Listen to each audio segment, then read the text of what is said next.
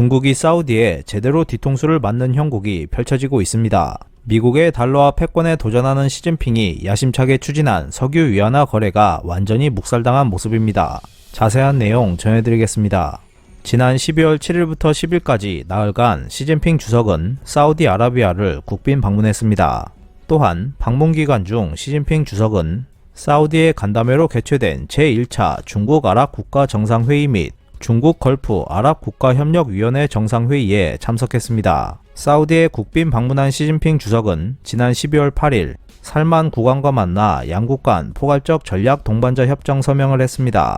같은 날 시진핑 주석은 무함마드 왕세자와 함께 12건의 양자 협정 각서를 체결했습니다. 협정 및 각서의 주요 내용은 다음과 같습니다. 첫째, 사우디아라비아의 비전 2030과 중국의 1대1로 구상과의 공조 계획. 둘째, 양국 간 민사, 상업, 사법 지원에 관한 협정이나 직접 투자 장려 각서. 세 번째는 중국어 교육 협력에 관한 각서입니다. 이상의 협의 사항을 가지고 중국은 미국과 거리를 둔 사우디를 전적으로 끌어안고 나아가 사우디와의 관계 강화를 바탕으로 중동 전체를 포섭해 미국과 맞서겠다는 전략적 목적을 어느 정도 달성했습니다. 그래서 중국 내 언론들은 일제히 이번 방문을 중국 외교의 역사적 대승리라고 극찬했습니다.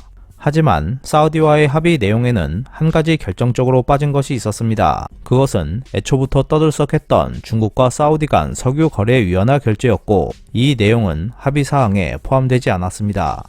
시진핑 주석의 사우디 방문은 결국 사우디와의 석유 위안화 결제를 성사시켜 미국 달러와의 세계 패권을 무너뜨리겠다는 최대 목표를 달성하지 못했습니다. 시진핑의 요구가 어이없이 묵살된 것이나 다름없었습니다. 올해 3월 미국 다우존스 통신은 사우디아라비아가 중국에 대한 석유 판매에 대해 일부를 위안화로 가격을 책정하는 것을 중국 측과 협의하고 있다고 보도했습니다. 이후 중국과 사우디 간 석유 위안화 결제는 세계적 관심거리가 되었습니다. 물론 중국 내에서도 그것은 중국이 미 달러화 패권을 무너뜨리는 역사적 첫걸음이 될 것이라는 기대감이 높아지고 있었습니다. 시진핑 주석의 사우디 방문 직전까지 중국 내 언론과 전문가들은 일제히 들뜬 마음으로 미국 달러화 패권 타파 그리고 중국의 위상이 높아지는 것에 대한 기대감을 키웠습니다. 그때 중국 내에서는 이미 승리를 확정한 듯한 분위기가 펼쳐졌습니다. 사우디가 중국의 최대 석유 공급국이라는 점과 중국이 사우디의 최대 교역 상대국이라는 점은 석유 거래에 대한 위안화 결제를 성사시키는데 좋은 조건으로 여겨졌습니다.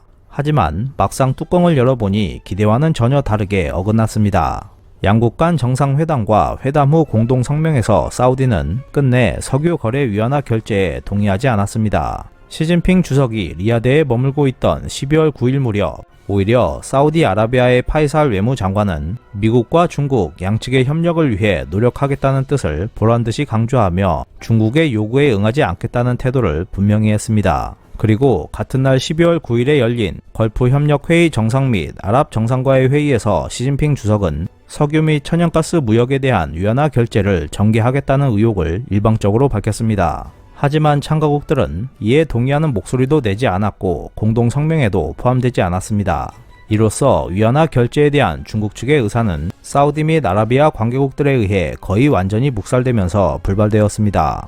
중국이 기대했던 위안화 국제화의 첫걸음은 결국 미국 달러화 패권의 두꺼운 벽에 부딪혀 내딛지 못했습니다. 요란했던 시진핑의 중동 외교는 이렇게 일정한 성과를 거두긴 했지만 가장 중요한 대목에서 오히려 대실패를 하고 말았습니다. 반면 중국과 사우디의 전략적 동반자 관계 구축은 중동의 또 다른 우호국가 이란을 화나게 하기도 했습니다. 수니파와 시아파는 같은 하늘 아래 같이 살 수 없는 원수 관계에 있지만 이슬람교에서는 수니파 사우디와 시아파 이란은 예로부터 깊은 대립 관계에 있음을 잘 알고 있습니다. 따라서 이란은 당연히 중국과 사우디의 관계를 달가워하지 않고 있습니다. 시진핑 주석은 사우디 방문 중 이란의 신경을 건드는 어리석은 행동에 나섰습니다. 12월 9일에 열린 중국 걸프 아랍국가협력위원회 정상회의 공동성명에는 이란과 아랍에미리트 간 분쟁 중인 3개의 섬에 대해 양국 간 협의를 촉구하는 문구가 담겼습니다. 하지만 이란은 이들 3개 섬을 자국 영토라고 강력히 주장하며 협의를 아예 거부하겠다는 일관된 입장을 보이고 있습니다. 따라서 이란 입장에서는 중국과 아랍권 정상회의 공동성명에 양국 간 협의를 요구하는 문구가 포함된 것은 바로 우방국일 중국이 무관한 다른 나라 간 영토 문제에 간섭하면서 이란을 배신한 것이나 다름없었습니다. 결국 중국은 사우디를 중심으로 하는 순위파 아랍 국가들의 편에 서면서 이란과 대립하게 된 셈이 되었습니다.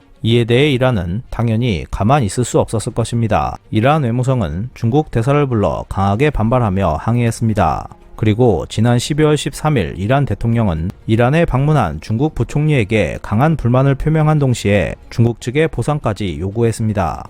그렇다면 중국은 도대체 왜 공동성명에 이란과 아랍에미리트와의 영토 협의를 요구하는 문구를 포함시켰는지 궁금해집니다.